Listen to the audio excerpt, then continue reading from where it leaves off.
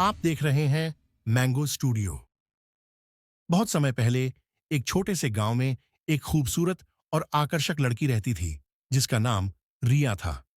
रिया की सुंदरता पूरे गांव में मशहूर थी। उसकी आंखों में गहरे रहस्यों की झलक थी और उसकी मुस्कान में एक अदृश्य आकर्षण था।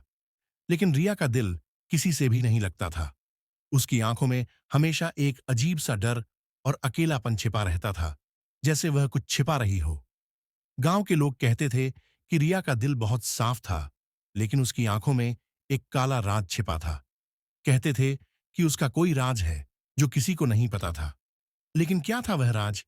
वह राज सिर्फ एक ही आदमी जानता था, और वह आदमी था महेश। महेश एक साधारण सा लड़का था जो रिया का बचपन का दोस्त था। वह रिया के बारे में बहुत कुछ जानता था, लेकिन एक दिन उसे पता चला कि रिया सिर्फ एक साधारण लड़की नहीं थी। रिया का एक गहरा संबंध था एक प्राचीन जादू से, जो समय और स्थान से परे था। एक रात महेश को अचानक रिया का घर जलता हुआ दिखाई दिया। वह दौड़कर उसके घर पहुंचा, लेकिन रिया वहां नहीं थी। जलते हुए घर के मलबे में महेश ने एक पुरानी किताब पाई, जिस पर कुछ अजीब से प्रतीक बने थे। वह किताब जादू की किताब थी, और उसने महसूस किया कि रिया उसी जादू से जुड़ी हुई थी। अगले दिन महेश ने रिया को ढूंढने की कोशिश की, लेकिन वह कहीं भी नहीं मिली। एक हफ्ते बाद महेश को पता चला कि रिया के बारे में जो भी लोग कहते थे वे सब झूठ थे। गांव के कुछ बुजुर्गों ने उसे बताया कि रिया एक विशेष प्रकार के जादूगर की बेटी थी, और उसका परिवार बहुत पहले एक जादुई बस्ती में रहता था।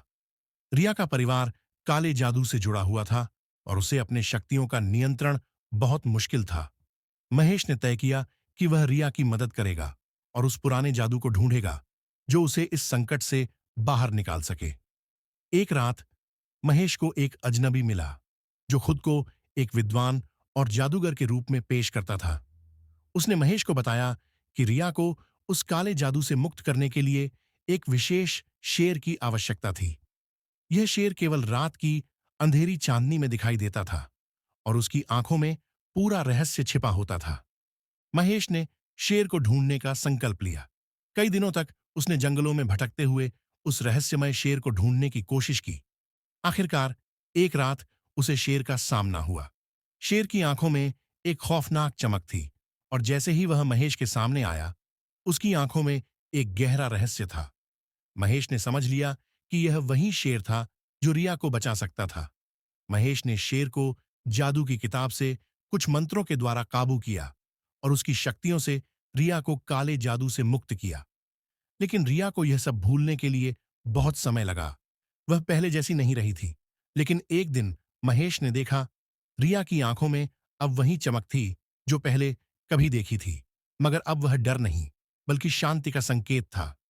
रिया और महेश की कहानी का रहस्य अब तक गांव में एक किंवदंती के रूप में गूंजता है, लेकिन कोई नहीं जानता कि रिया अब कहां है, और क्या उसने पूरी तरह से उस जादू को छोड़ दिया है या नहीं। अब भी किसी अंधेरी रात को अगर कोई जंगल के पास जाए, तो उसे शेर की गहरी आंखों में रिया का चेहरा दिख सकता है, जो अब भी काले जादू से मुक्त नहीं हुई है, बल्कि उसे खुद अपनी शक्तियों का नियंत्रण पाने की यात्रा पर है।